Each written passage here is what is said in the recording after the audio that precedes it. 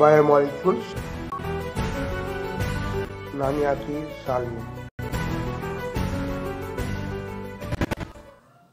तो my dear student, तो today we shall take up biomolecules यानी नामियाती साल में। ठीक है, तो as you know it is defined as the molecules occurring in the living organism, यानी वो जो है साल में जो कि जानदारों में पाए जाते हैं उसको बायोमॉलिक्यूल्स कहते हैं, यानी नामियाती मरकब। अगर देखा जाए तो ये अगर carbon, hydrogen, oxygen, nitrogen are the big four elements which constitute about 97 to 99% of the body of living organism। तो कहने का मतलब है कि कार्बन, हाइड्रोजन, ऑक्सीजन, नाइट्रोजन जो है ये चार बड़े अनासिर हैं जो कि 97 to 99% जो है जानदारों के जिस्म में मौजूद पाए जाते हैं या मौजूद होते हैं। ठीक है, तो अब ये मुख्तसर तारीफ के साथ हम बात करते हैं कि characteristic of living of biomolecules है ना।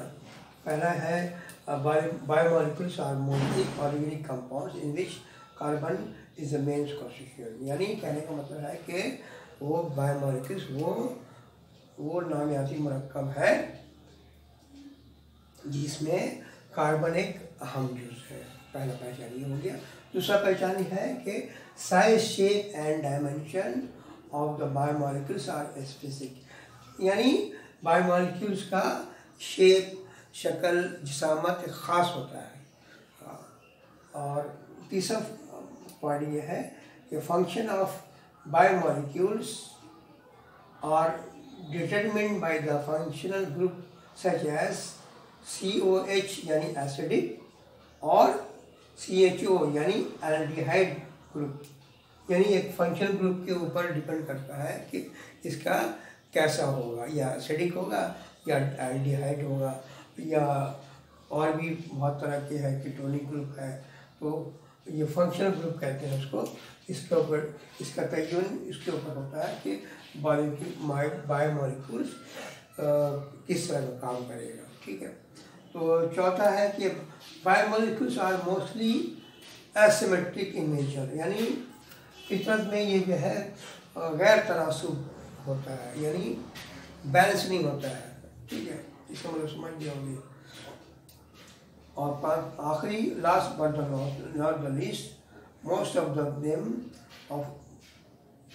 Of them are macromolecules and consist of basic units called monomer which polymerizes to form a long chain of macromolecules, यानी ये काफ़ी पेचीदा और काफ़ी बड़े साल में होते हैं और इसके इकाई होती है जो कि बेसिक होता है, उसी को जुड़ के ये पेचीदा बना देता है। फॉर एग्जांपल मिसाल के तौर पे स्टार्च और सेलुलोज का जो है बेसिक यूनिट है ग्लूकोज के कई साल में एक लॉन्ग चेन बहुत ही पेचीदा बनाता है, लेकिन है क्या ग्लूकोज है या स्टार्च में वही ग्लूकोज है।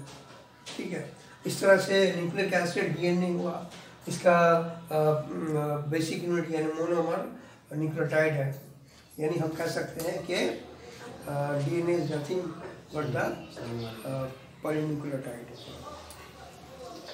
तो अब हम बात करते हैं कि मॉलिक्यूल्स ऑफ लाइफ का। तो ये तो दो तरह के होते हैं, ऑर्गेनिक, इनऑर्गेनिक और ऑर्गेनिक। इनऑर्गेनिक में हुआ है वाटर, एसिड, बेस, गैसेस यानी कार्बन डाइऑक्साइड और ऑक्सीजन, और मिनरल सॉल्ट बहुत तरह के होते हैं, है ना। जैसे उसमें फर्दर क्लासीफाई किया जाता है माइक्रो एलिमेंट है ना। तो हम इसको में अगर ये मेन है, ये ऑर्गेनिक जो है ये मेन है बायो माइक्रोमॉलिक्यूल और बायो मैक्रोमॉलिक्यूल्स, यानी माइक्रो मतलब सिंपल, यानी simple sugar, amino acid, fatty acids and nucleotide. यहाँ तक कि इसकी मिसाल है माइक्रो मॉलिक्यूल की मिसाल है, बायो माइक्रो मॉलिक्यूल की मिसाल है। इसी को कॉम्प्लेक्स हो गया, सिंपल है कॉम्प्लेक्स, कार्बोहाइड्रेट और अमीनो एसिड से प्रोटीन बन गया, और फैटी एसिड से लिक्विड बन गया, और न्यूक्लियोटाइड से न्यूक्लिक एसिड बन गया, यानी डीएनए आरएनए बन गया। कहने का मतलब है कि ये इस तरह से एक खाका, एक दर्जाबंदी कर दी हमने, एक बता दिया कि क्या होता है बायोमॉलिक्यूल्स।